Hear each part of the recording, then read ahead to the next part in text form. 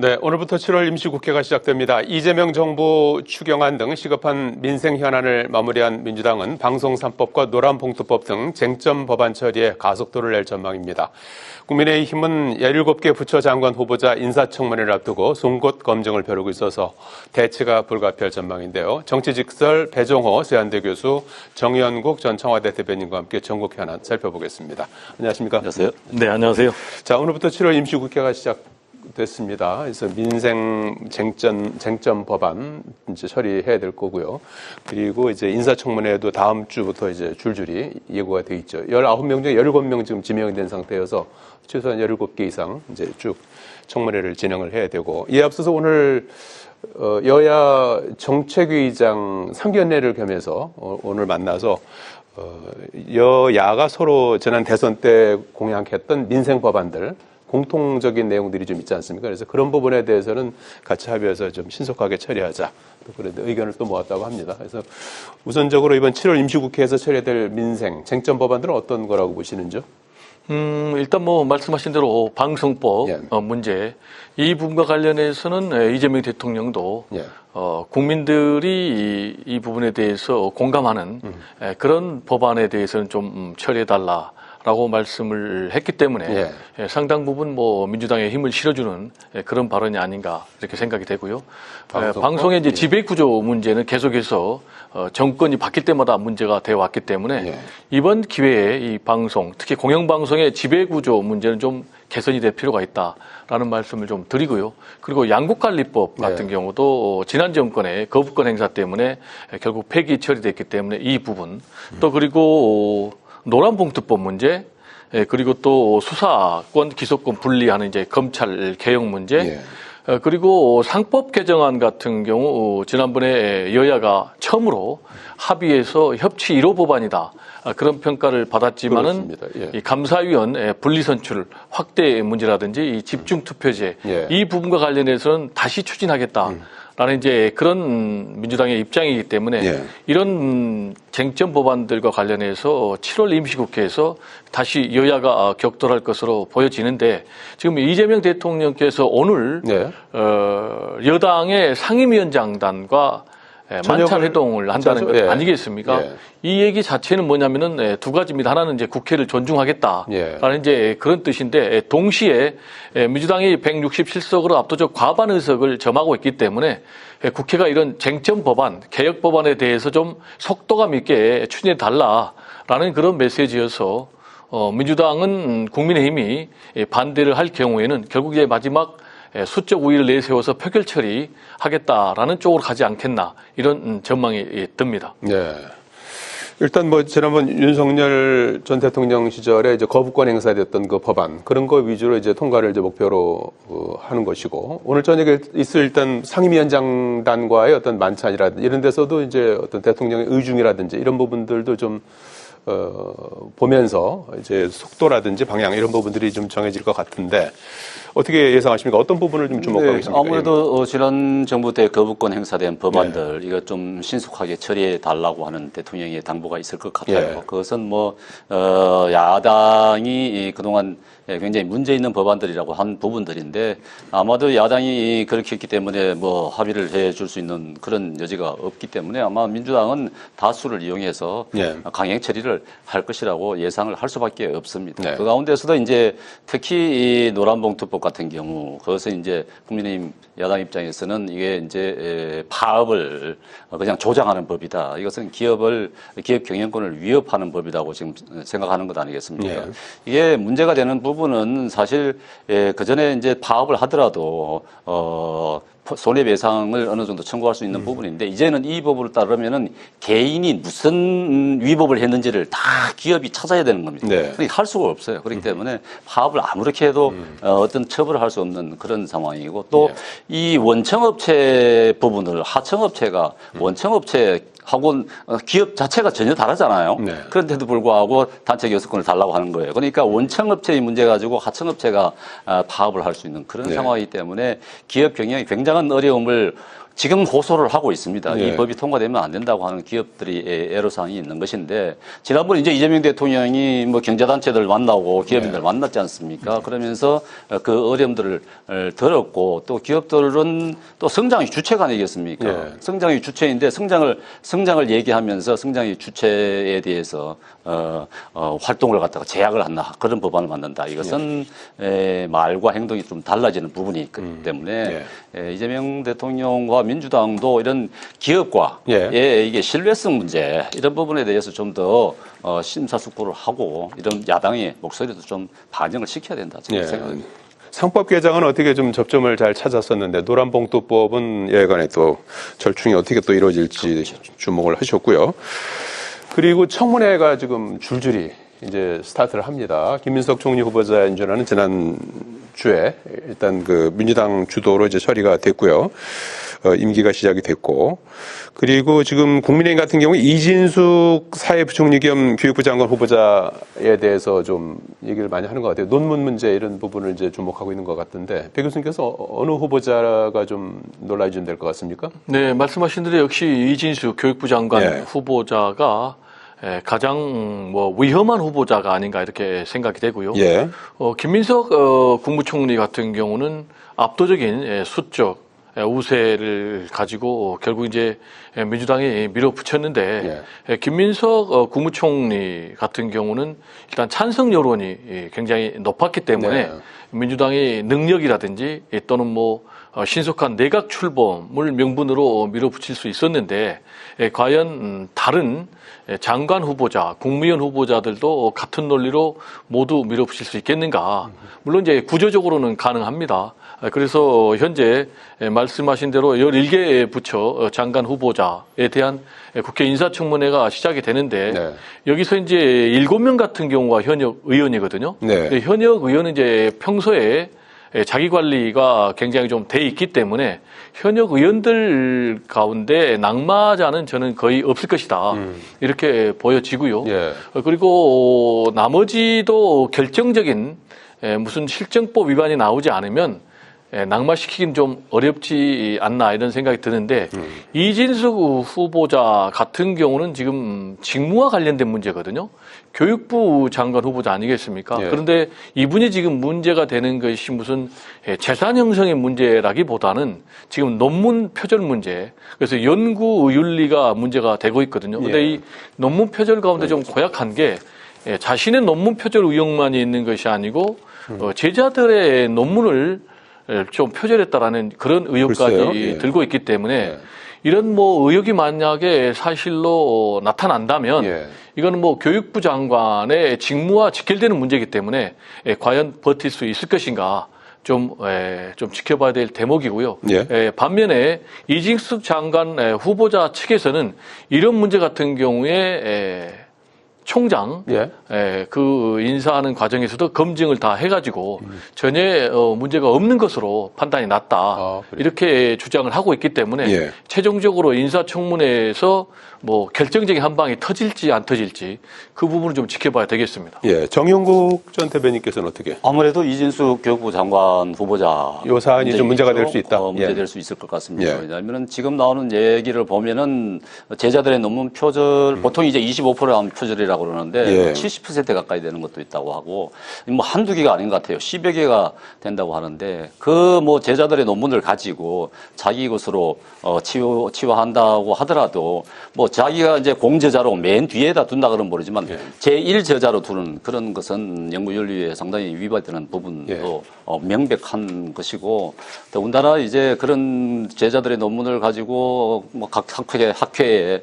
자기가 마치 자기 것인 것처럼 발표를 하고 이런 부분들은 진짜 이것은 교육부 장관으로서의 자격은 완전히 상실된 그런 행태를 보였다는 부분인 것이고 사실 그 전에 뭐 우리 노무현 대통령 시절에 김병준 장관 임명되고 한 12일 만에 사퇴를 할 수밖에 없었고 또 박근혜 대통령 때도 김명수 장관이라고 있었습니다. 이번에 임명되고 30여일 만에 대통령 임명 철회를 했습니다. 그 정도로 교육부 장관은 교육부 학생들이 있는 것 아니겠습니까?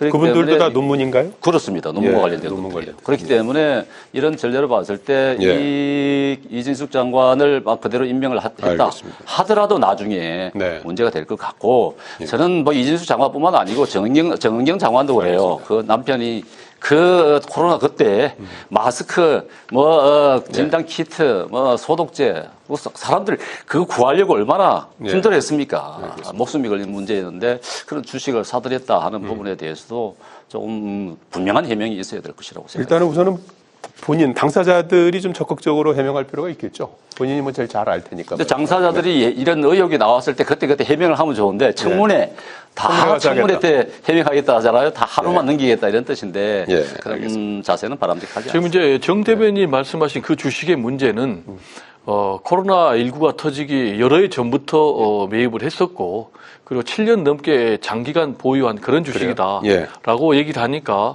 다른 뭐 신고하지 않은 또 다른 주식이 나오지 않는다면 넘어갈 가능성이 있다 이렇게 봅니다. 한 가지 말씀드리면 그전에부터 보유했던 것도 있고 그때 또 더 추가로 보유했던 것도 있다고 합니다.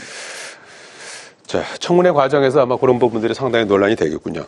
국민의힘이 오늘 혁신위 출범을 예고했던 날 아닙니까? 오늘 월요일 맞아 7월 7일 해서 이제 기대를 했었는데 오늘 안철수 혁신위원장이 되는 사퇴 선언을 했습니다. 그 사퇴 선언에 앞서서 혁신위원 인선이 먼저 이루어졌었고 그러고 나서 이제 이후에 안철수 위원장이 혁신위원장을 이제 던지고 당대표 선언을 했습니다. 그래서 이 상황 어떻게 좀 보고 계시는지요? 국민들이 이 상황을 어떻게 된 겁니까? 참 걱정입니다.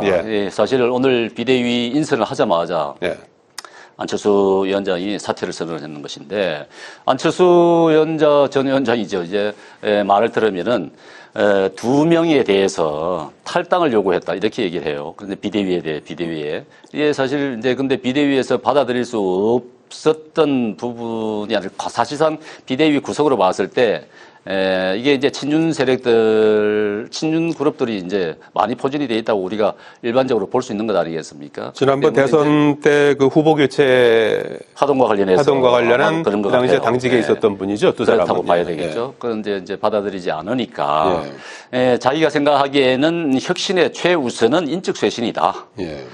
말하자면은 중진이라든가 친윤 세력들의 이선 후퇴, 또 28년도에 총선 불출마 선언 이 정도의 이제 강도 높은 혁신안을 갖다가 생각을 했던 것이겠죠. 그런 부분에 대해서 미리 이제 비대위원장하고 어느 정도 조율을 했던 것 같은데 받아들이지 않으니까 이제 사퇴를 한다. 그러면서 당대표를 출마해서 당대표로서 그런 혁신안을 추진하겠다. 이런 뜻인 것 같아요. 그렇지만은 이게 이제 안철수 후보가 혁신위원장이 하겠다고 본인이 나섰다 그러면은 혁신위원을 이끌면서 그런 안을 만들어서 비대위에 요구하고 그 비대위 요구가 받아들이지 않는다면은 당원들과 국민들한테 발표를 해서 지지를 얻는다든가 하는 그런 모습들을 보여야 되는 거잖아요. 근데 아무런 그런 행동을 하지 않은 채 그냥 임명되자마자 혁신위가 뜨자마자 사퇴하겠다. 이것은 이게 참 도리가 아니다. 국민들에 대한 도리가 아닌데 왜 이러는지 모르겠습니다. 이게 이름으로 해서 국민의힘으로 봤을 때는 더욱더 부담을 가지게 되는 것 아니겠습니까? 그래서 이게 참 안타깝기 짝이 없습니다. 본인은 뭐 대표가 돼서 메스 대신 칼을 들겠다 이렇게 선언을 했습니다. 국민의힘 상황 어떻게 보고 계십니까? 일단 국민의힘은 잘 아시겠지만은 구조적으로 혁신과 쇄신이 불가능한 그런 당입니다. 그 이유는 첫 번째로 12.3 비상계엄 내란으로 정권을 뺏겼잖아요. 그럼에도 불구하고 전혀 변화와 쇄신의 모습을 보여주지 않았고 두 번째로 변화와 쇄신을 하기 위해서는 변화와 쇄신을 주도할 그런 지도자를 뽑아야 되는데 역시 원내대표 선거에서 범친윤을 또 뽑았단 말이에요. 그렇기 때문에 이런 범친윤의 원내 총무가 지금 비대위원장까지 겸하고 있는데 이런 비대위원장이 혁신, 쇄신, 윤석열 전 대통령과 선긋기를 할 수가 없는 거죠. 근데 이런 비대위원장이 김용태 전 비대위원장의 혁신안을 거부를 했지 않습니까? 네, 그러면서 궁여지책으로 명분론으로 지금 혁신위를 구성을 해가지고 여기에 이제 안철수 의원을 혁신위원장으로 앉혔지 않습니까? 그러면 안철수 위원장이 결국 이거는 혁신위가 아니다라는 명분으로 본인이 혁신위원장 내정된 지 닷새 만에 그리고 혁신위가 구성된 지 30여 분 만에 사퇴를 했는데 결국 이런 거는 빠는 그런 결론이에요. 그러면은 이런 결론이 나올지 그러면 안철수 의원은 몰랐을까? 저는 알았다고 보거든요. 지금 이제 안철수 혁신위원장 전 요구한 것이 인적쇄신 아니겠습니까? 뭐 두 사람을 인적쇄신과 관련해서 두 사람인데 결국 이 두 사람이 지난번에 후보 강제 교체와 관련된 사건인데 그러면 결국 두 사람이 누구냐? 말은 안 했지만 권영세 또 권성동 두 사람이거든요. 근데 이 두 사람에 대해서 출당 또는 뭐 탈당하라라는 얘기인데 즉 이 얘기는 친윤의 우두머리를 나가라고 하는 그런 얘기인데 이걸 받을 수가 없거든요. 그렇다면 제가 생각할 때는 이런 흐름들을 다 알면서 결국은 전당대회에 출사표를 던지기 위한 명분으로 안철수 지금 의원이 선택한 것이 아닌가 이런 생각이 들고요. 어쨌든 간에 이렇게 되면 이제 국민의힘은 전당대회에서 뽑힌 새 대표가 혁신과 쇄신을 주도해야 되는데 지금 상황에서 이제 사자 대결 구도로 가는 것 같아요. 안철수, 조경태 그리고 상수로 취급되고 있는 김문수, 한동훈. 그런데 이 사자 대결에서 과연 누가 승리할지 저는 개인적으로 뭐 김문수 후보가 승리할 가능성이 굉장히 높은데 그러면은 뭐 국민의힘은 쇄신하고는 정반대의 길, 완전 뭐 극우 정당의 길로 가지 않을까 좀 우려가 됩니다. 전당대회까지 전망을 쭉 해주셨는데 어떻게 됩니까? 이거 안철수 이제 전 혁신위원장인가요? 그래서 사퇴를 했는데 전당대회에 좀 역동성을 불어넣을까요? 전당대회는 어떤 영향을 줄까요? 네, 지금 뭐 혁신위라 하더라도 혁신위 안을 낸다 하더라도 비대위에서 받아야 되는 것이고 비대위 생각은 혁신안이 나오더라도 다음 지도부에서 수용을 할 것이냐 말 것이냐 결정을 하도록 하겠다 이런 뜻인 것 같아요. 그렇기 때문에 뭐 혁신위가 큰 힘을 발휘할 수 있을까 하는 의구심을 가질 수밖에 없습니다. 그렇다 그러면은 송 대표가 얘기했듯이 혁신 전당대회를 한다 그러면은 시간을 당겨서 제가 항상 얘기합니다만은 조기 전당대회를 혁신 전당대회로 그 출마자들이 나는 이런 혁신을 하겠다 하고는 공약을 발표를 하는 것이죠. 혁신안을 공약으로 내세워서 그 공약대로 당원들이 그리고 국민들이 선택을 하게끔 하는 방법 그것이 가장 바람직하다고 봅니다. 지금은 국민의힘에서는 지금 달리 이제 혁신위원회를 통해서 뭘 내겠다 그걸 기대를 할 수 있는 그런 기대할 수 없는 상황 아니겠습니까? 그렇다 그러면은 조기 전당대회를 하되 혁신 전당대회를 통해서 한다. 그렇게 됐을 때 지금 나오는 이제 거론되는 부분들이 그 얼굴에 그 얼굴 아니냐 이렇게 얘기를 할 수 있습니다만 지난번 대선 때 경선에서 했던 분들이 이제 리턴 매치를 하는 신선하지 않죠. 신선하지 않고 우려되는 부분이 많습니다. 많은데 그분들이라 하더라도 혁신안을 갖다가 제시를 하라는 얘기죠. 당을 어떻게 바꿀 것이냐. 당이 해체 수준으로 황골탈퇴해야 된다는 것이 모든 국민들, 모든 당원들이 원하는데 어느 정도로 혁신안을 내는 사람을 선택할 것인가. 그것을 당원들에게 제시를 하라는 얘기입니다. 그렇게 된다 그러면은 전당대회가 상당히 우리 국민의힘이 혁신을 할 수 있는 계기를 마련할 수 있는 충분한 동기가 된다고 보여집니다. 혁신위는 어떻게 되는 겁니까? 혁신위는 이제 다시 비대위가 다시 혁신위원장을 이제 지명을 해야 되겠죠. 새로 지명할 수도 있고. 그렇죠. 좀 지켜볼 대목일 것 같고요. 조은석 특검팀이 어제 윤석열 전 대통령에 대한 구속영장을 청구했습니다. 지난번 체포영장 때보다 사유가 늘어났고요. 그렇습니다. 그래서 내일 모레 9일 오후 2시 15분에 영장 실질 심사를 이제 진행하게 됩니다. 그래서 아마 이제 영장이 이제 법원의 발부 여부가 상당히 주목되고 있는 상황인데 정치권은 어떤 영향을 줄까요? 그 결과에 따라서? 뭐 저는 개인적으로 영장이 발부될 가능성이 매우 높다. 이렇게 전망을 합니다. 그렇게 전망하는 이유는 첫 번째로 이 범죄 혐의가 굉장히 중대하지 않습니까? 12.3 비상겸, 내란, 그리고 뭐 이번에 외환과 관련해서는 구속영장에 담기진 않았지만 네. 결국 그런 부분까지 다 수사 대상에 오른 그런 피의자이기 때문에 굉장히 무거운 중대 범죄자로 영장 전담 판사가 판단할 것이다라는 부분하고, 두 번째로는 혐의가 대부분 소명이 됐다, 저는 이렇게 봅니다. 이미 이제 뭐 검찰 경찰 과정에서 체포영장 뭐 집행 방해라든지 경찰을 경호처를 통해서 네. 비아폰 그런 이제 기록을 삭제하라고 삭제 지시? 했다라든지 예. 뭐 또 국무회의의 불법적인 그런 부분, 직권남용 부분, 이런 부분과 관련해서 너무나 증거와 진술이 충분하기 때문에 혐의가 소명이 됐고, 그리고 역시 무엇보다도 증거인멸 예. 우려가 있다. 심지어 특검의 이번 구속영장 내용을 보면, 네. 청구 내용을 보면은 도주 우려까지도 시사하고 있는 글쎄요. 그런 예. 대목이 있거든요. 그리고 이제 마지막으로는 형평성의 문제입니다. 네. 다른 이제 내란의 공범들은 다 구속이 됐지 않습니까? 그리고 심지어 제2 내란 수괴자인 김영현 전 국방장관은 6개월 구속기간 만료돼가지고 추가로 지금 구속이 된 그런 상황 아니겠습니까?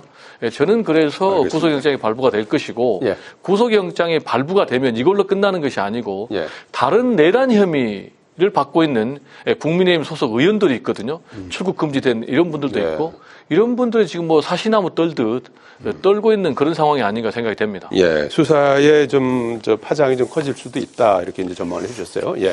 제가 보기에는 윤석열 전 대통령 네. 측 입장에서 봤을 때는 그렇게 유리하지 않을 것 같습니다. 네. 왜냐하면은 대체로 이제 대통령의 신분이라는 것이 그의 관련자들에 봤을 때 영향력이 굉장히 셀 것이기 때문에 아마 증거 인멸의 가능성이 크다고 하는 네, 법원에 알겠습니다. 판단할 가능성이 높기 때문에 내일 모레 뭐 저녁이나 모레 아침 그 다음 날 새벽이면은 결론이 나겠습니다만은 예. 이런 부분들이 윤석열 대통령이 재구속이 가능성이 되면? 높지 않을까 하는 보여지는데 지켜봐야 되겠죠. 네, 알겠습니다.